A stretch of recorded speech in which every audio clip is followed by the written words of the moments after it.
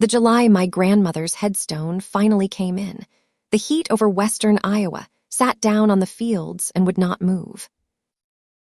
My family gathered at her farm for the setting of the stone, a small ceremony her church likes to hold a year after the burial, give or take a season. I drove out from Chicago with the air conditioner roaring and the corn walling in the highway on both sides, 8 feet of green without a gap in it. My Uncle Dale still lives in the farmhouse, alone since she passed, and he had mowed the yard in careful stripes for the occasion. There were about 20 of us, cousins I hadn't seen in a decade, casseroles sweating on the porch table, a preacher who kept it short on account of the heat. Grandma's place sits on a low rise, and behind the barn the land slopes down to what everyone calls the bottom field, 40 acres of soybeans that flood a little every June. From the porch you can see the whole field at once, flat and shining, with a windbreak of cottonwoods along the far end. I noticed the white thing during the reception, somewhere between a paper plate of ham and a story about a combine. It stood out in the middle of the beans, maybe half a mile off, thin and upright, about the height of a person. I took it for plastic sheeting snagged on a fence post, the kind that blows off a silage pile and hangs there all season. Except it was moving, and nothing else was. The cottonwoods stood dead still in the heat, the beans stood still, and the little flag by the porch steps hung straight down. The white thing swayed and bent and straightened, loose at the middle, with a rhythm to it, like a ribbon underwater. I watched long enough to lose the thread of the conversation, and my cousin Rennie followed my eyes, then turned his chair very deliberately, so his back was to the field. "That's the egret," he said, the way you'd say that's the neighbor's dog, closing the subject. I said it didn't move like any bird I'd ever seen. Rennie stacked his plate on mine and said, "Around here we let the egret be," and he went inside for more ice. Nobody else at that table so much as glanced down the slope, and it took me most of an hour to see the effort in it, the way every chair had drifted around to face the road. Grandma used to write me letters at college, and one of them mentioned the egret, and at the time I'd read it as a bird and nothing more. "Stay clear of the bottom field in high summer," she wrote, "and if the egret is standing, leave it to its business." Farm superstition, I'd figured, filed somewhere between painting the barn red and planting by the moon. The stone went up Saturday morning, and most of the family pulled out by Sunday, but I had taken the week off, and Dale asked me to stay on. He wanted help boxing up Grandma's things, and I think he wanted a voice in the house, and I said yes to both without thinking much about either. Monday we cleared her sewing room, and Tuesday we got into the hall closet, and that's where Dale found my grandfather's binoculars. They were heavy old field glasses in a leather case gone stiff as bark, brought home from whichever war put them in his hands. Dale turned them over for a long time, and something in the way he held them made me look away, like I'd caught him reading someone else's mail. He missed supper that evening, and I found him in the machine shed with the glasses to his eyes, braced against the doorframe, aimed down the slope. The white thing was in the field again, nearer than before, standing where the beans give way to the low, wet ground. I asked him what he could see. He didn't answer at first, and when he lowered the binoculars, his face had the look of a man doing arithmetic he doesn't like. "It's not a bird," he said.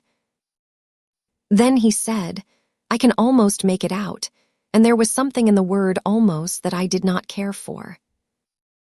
"Grandma had a rule about that field," I said, and he laughed in a small, dry way and reminded me that Grandma had rules about ladders and mirrors and spilled salt too. But he cased the glasses, and we ate cold chicken on the porch with our backs to the field, and I told myself that was the end of it. Wednesday, the thermometer on the barn read 104, and the whole county went the white color of an overexposed photograph. Dale was gone from breakfast, his coffee still warm, and the leather case lay open on the kitchen table like an empty shell. I found him at the fence line at the bottom of the yard, glasses up, elbows planted on a post, still as the trees.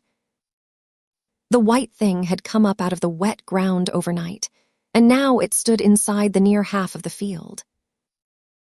At that distance, I could see it plainly with just my eyes, and I want to be careful here about what plainly means. It was white the way a grub is white, a damp kind of pale, and it had arms, or it had lengths hanging where arms would be. It bent at angles that took the strength out of my knees, folding sideways at the middle and coming back up slow, like something practicing. There was no face that I could find, and I looked. God help me, I looked for one. I had to call Dale's name twice before he heard me. When he turned, his eyes took a second to find me, the way eyes do coming out of a dark theater, and his mouth was bent into a shape that wasn't a smile and wasn't anything else I could name. Closer every time, he said, and he sounded pleased, the way a man sounds when a long suspicion finally pays off. I walked him inside and made him drink water, and for an hour he was Dale again, embarrassed, waving it off, blaming the sun.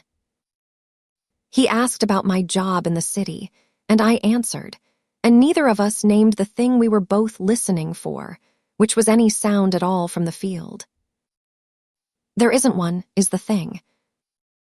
Whatever it does down there, it does in a total hush, and I notice the birds will not cross the air above the bottom 40.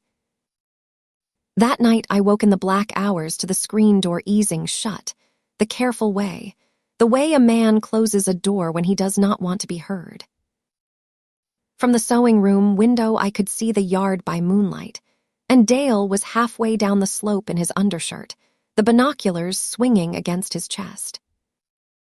The white thing was at the fence.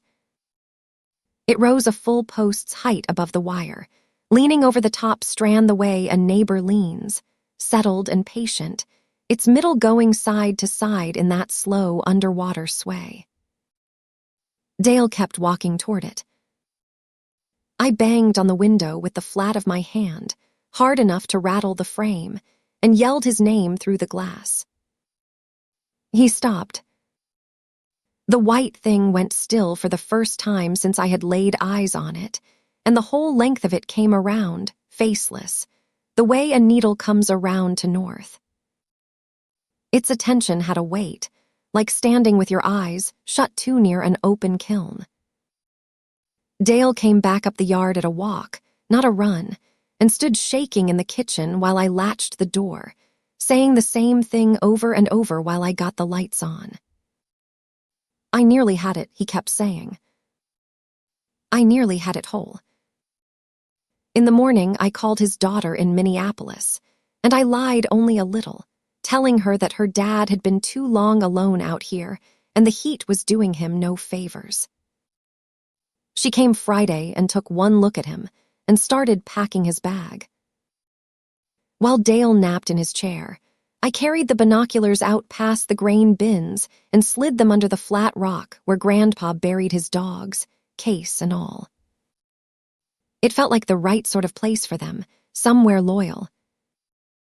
Before I left on Saturday, I stood on the porch and made myself look at the bottom field one last time, with my eyes and nothing else. The white thing was back at the middle distance, standing in the beans as though it had never come up to the wire at all, bending, straightening, keeping its own time. If anything, it stood the smallest bit taller. I kept the windows up the whole drive home, and the corn walled me in clear to the interstate, and I was most of the way across the state before my shoulders came down from around my ears. Dale's daughter calls me now, and then with updates. He eats, he sleeps, he watches cartoons with her kids, and by every measure she can find he is fine. But in the evenings, she says, he carries a kitchen chair onto her little patio and sits facing west, toward the farm, and stays out there long past dark. She asked him once what he was looking at, and without turning around he told her he was still working on it. Almost, he said to her, like it was a place he had been to once and meant to find again. The farm goes up for auction in the fall, the fields with it, and I have told the family I won't be there. Grandma kept the rule her whole life without ever needing to open it up and see what made it tick, and I think now that was a kind of strength we've mostly bred out of ourselves. Some things stand out in the open, because being wondered at is how they eat. I don't wonder anymore. We let the egret be.